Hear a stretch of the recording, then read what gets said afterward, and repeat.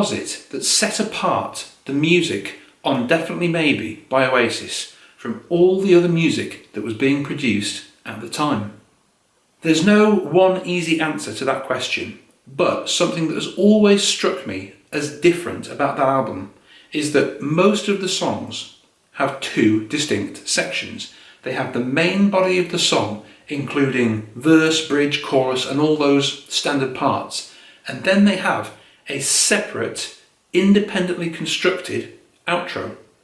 The outros on Definitely Maybe are mostly quite long, and some of them are actually a full 50% of the song. Also, look at the length of the songs on Definitely Maybe. At the time, most kind of pop songs that were coming out were about 2 or 3 minutes long. But just look at the track lengths on this album. With the exception of Digsy's Dinner, which is, fairly widely considered to be one of the weaker songs on the album, and the acoustic version of Married with Children, which is great, but acoustic, so probably intentionally a bit more concise, every track is between 4.5 and 6.5 minutes long. And that isn't because the songs had like 18 verses and 200 prog metal sections. It's because they played the song and then the band worked out and developed an independent outro for almost all of them.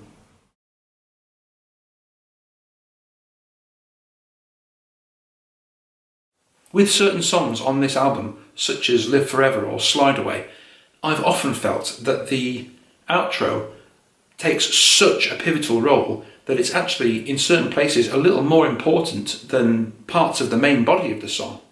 Now, the great thing about the outros on this album is not just how they're written, it's not just how they're played, but it's how they affect you as a listener. All the songs are really engaging and they kind of grab you by the scruff of the neck, but the outros tend to do exactly the opposite. They tend to kind of let you go again. I don't know if anybody else has found this, but for me personally, when I listen through Definitely Maybe, I find the outros, especially the long, really hypnotic kind of looping ones, they kind of lull you into a bit of a trance, into a little bit of a daydream, because it's often this same sequence looping round and round and round, and weirdly, it functions as a bit of a break. It enables you to just hang up the phone for a minute and take a breather. Those long, repeated sequences and kind of vocal chants, they give you a chance to really absorb the feel and the groove of the song in a way that a compact 2 or 3 minute statement can never do.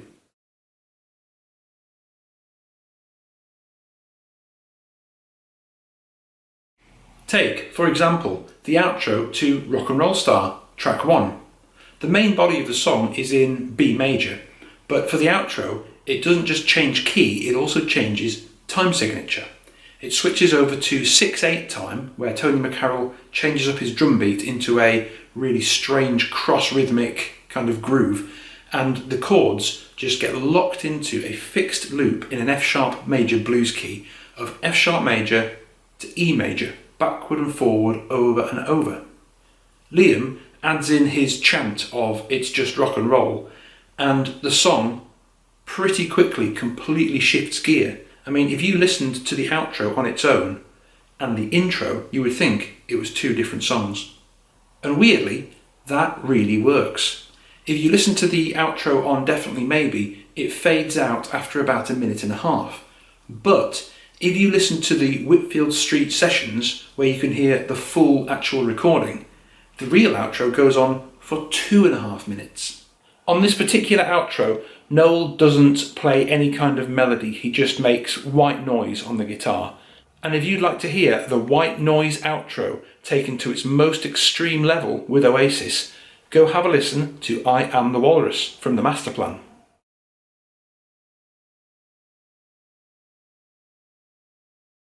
Another song where the band took the time to develop a proper outro that stands alone as a distinct, different section of the song is Live Forever. Just like Rock and Roll Star, it has a huge separate section for the outro that runs to about 1.5 minutes. This time they don't change time signature, but they do, once again, have a key change.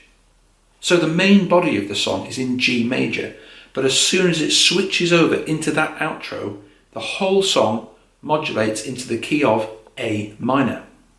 Just like Rock and Roll Start had a 2-chord sequence that just loops round and round and round in the outro, Live Forever has a 2-chord sequence that loops round and round. In this case, it's an A minor to an F.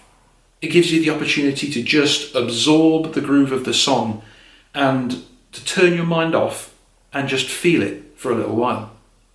Once again, it's a journey. There's a kind of a push and a pull. There's an up and a down. And that ongoing pattern throughout the album of main body of the song and then kind of hypnotic, trance-like outro is actually a good thing. It means you're not sat on the edge of your seat the whole time.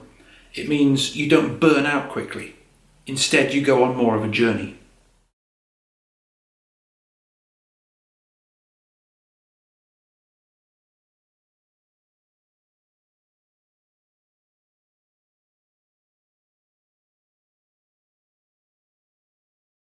Now we're going to look at 2 songs on the album with outros that are as long as, or almost as long as, the main body of the song.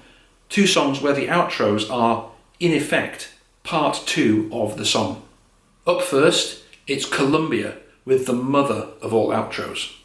Now I know there are a few people out there who really don't like Columbia and kind of write it off as one of Oasis's worst songs. I am not one of them. I quite like Columbia.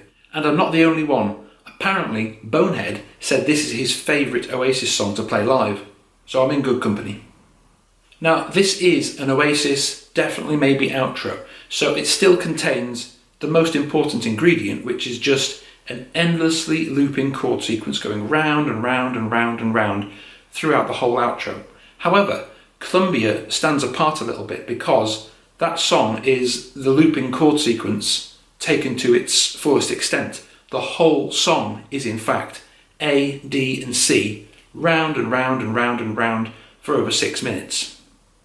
The outro is a full 3 minutes long, but it also fades out, so the odds are they actually recorded an outro that was much longer than the main body of the song. As it stands with the fade out, it's the same length, so it's 2 halves. You've got the actual main body of the song and then 3 minutes of an outro. Columbia is something of a one-off on this album. It's a bit of a concept song because the chords never change, the groove never changes, the arrangement never changes. So what it is that it's that outro idea of lock into a groove, lock into a hypnotic rhythm and drag it out, stretch it out and put people into a kind of a trance. It's that extended for a whole song. Now, Owen Morris has to actually take credit for the outro on this song because when he got hold of the recording, Noel had just put multiple layers of soloing all the way through.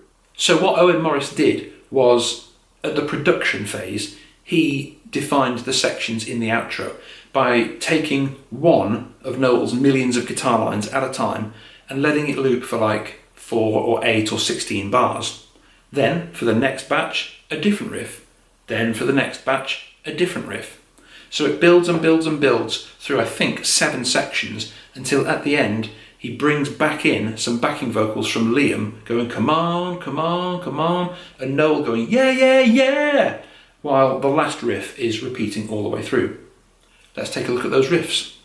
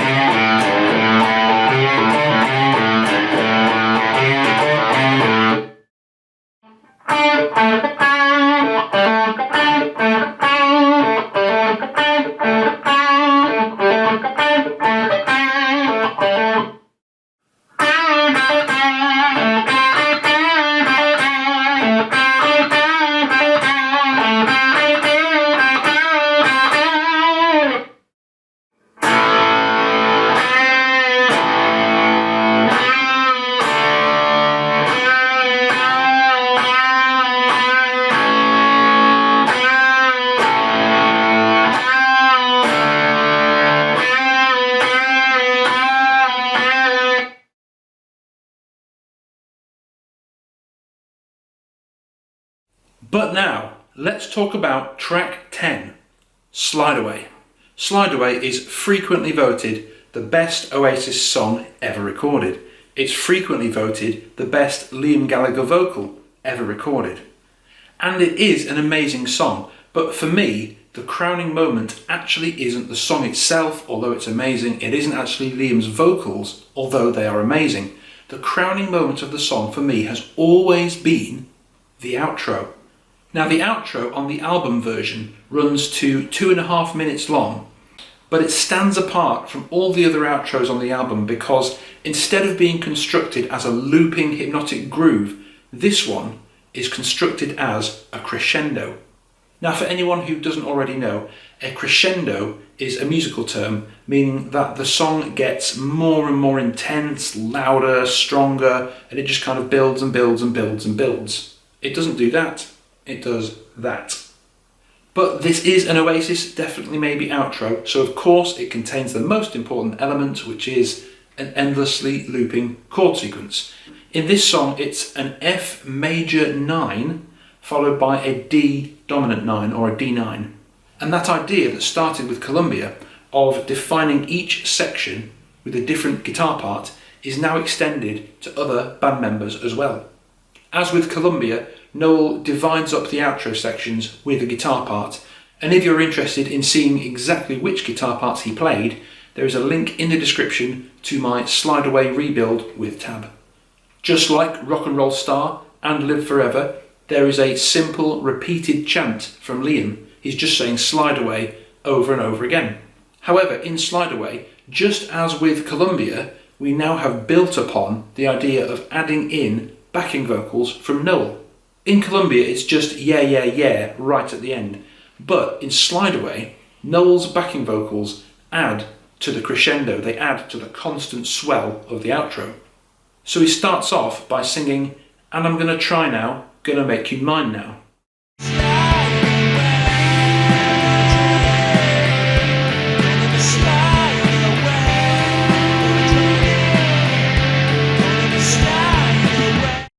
Then he switches to slightly more intense high falsetto vocals.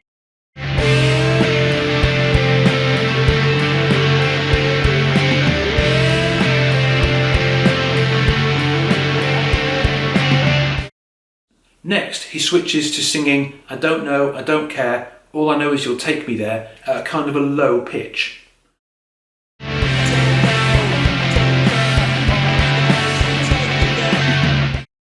Then he gets a bit higher with that same phrase, and then he switches over to just repeatedly shouting "take me there, take me there, take me there." So you can see even in the backing vocals that crescendo, that build, that swell.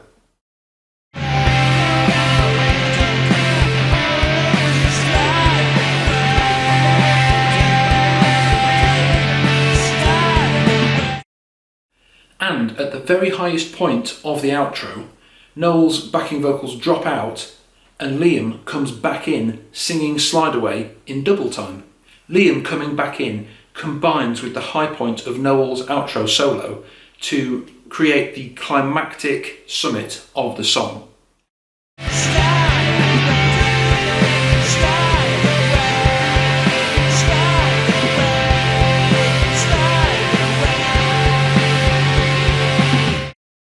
But I haven't yet talked about probably the most important band member in the outro of Slide Away, and that's Tony McCarroll. One of the main heroes of the Slide Away outro is, in my opinion, Tony McCarroll on the drums, because in this song he does something that, to my knowledge at least, off the top of my head, doesn't occur in any other Oasis song at all. And that is, in the outro, he builds and builds and builds and builds in intensity and in volume on the drum kit until by the time we've reached the kind of the climactic top of the outro, he is literally leathering the crap out of the crash cymbal and using it as a ride.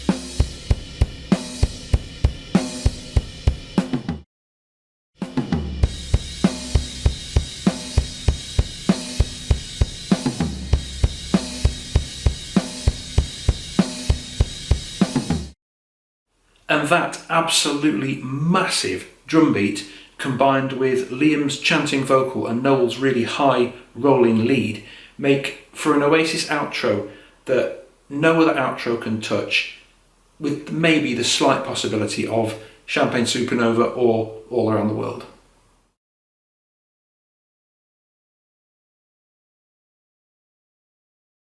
Now, the reason I've chosen to talk about this subject today is if you're a musician working on your own material, your own rock and roll songs to be released today, perhaps consider not just thinking of the song, the main body, as everything. Think of it as Act 2. Every song needs a beginning, middle and end. So your main body of the song is the middle, but you need an intro. It can be a very quick intro, but you need a thought through, planned intro. And most people neglect thinking about the end. How the song starts and how the song finishes are really important. Now, you might decide that the best thing for your song is just bam bam and that's it. Just 2 stabs. That's what I did on my own song, Kremlin Back Twitter posting Troll Farm. I get in, I get in, I get in, I get in on time. You have to do what suits the song, but if you have a song that's designed to bring up some feelings, to evoke a bit of emotion, then you might consider drawing some inspiration from Definitely Maybe and having a more extended outro where you loop some chords that just enables the listener to be immersed in the feeling of the song for a little bit longer. Now, I did this on my own song, Sometime Tomorrow. I took my favourite part of Tony McCarroll's drum groove, which is where he's just riding the crash, and I wrote a similar drum part, Riding the Crash. And following the kind of the blueprint of Slide Away, I chose to define each section of that outro with a steadily climbing, bigger and bigger guitar part and a steadily climbing, higher and higher vocal part. Have a listen.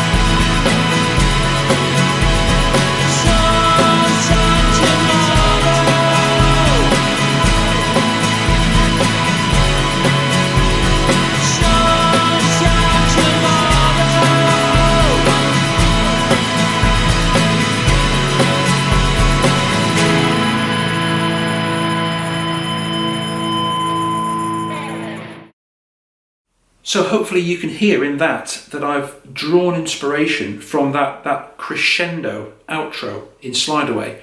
I haven't copied it, but I've drawn inspiration from it and used the same principle as a kind of production technique. If you're interested in hearing the whole song, the link is in the description below. So that's it, guys. I hope this has been helpful. I hope it's inspired you a little bit to think about some of these production techniques when you're developing your own songs.